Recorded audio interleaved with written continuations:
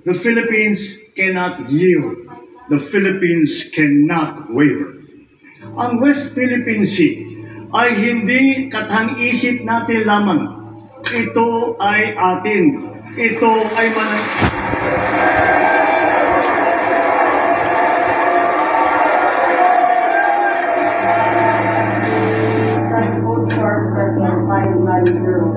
we were currently sailing inside the Philippines exclusive economic zone.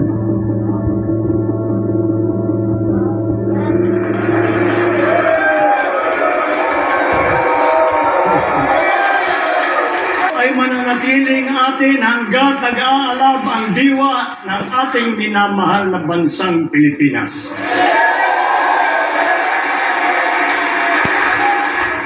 Sa kanyang State of the Nation address noong 20 Bongbong Marcos ang karapatan ng Pilipinas sa West Philippine Sea. Binigyan din ni Marcos ang patuloy na paggamit ng diplomasya sa pagresolba ng mga alitan nang hindi sinusuko ang panindigan ng Pilipinas. Proper diplomatic channels and mechanisms under the rules-based international order remain the only acceptable means of settling disputes. Matapos ang isang taon, nasaan na tayo ngayon pagdating sa issue ng West Philippine Sea.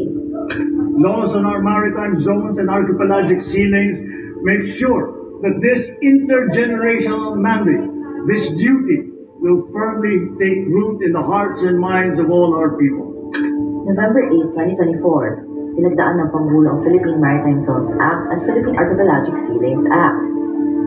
Itinatakda ng Philippine Maritime Zones Act ang maritime zones ng bansa alinsunod sa United Nations Convention on the Law of the Sea o UNCLOS.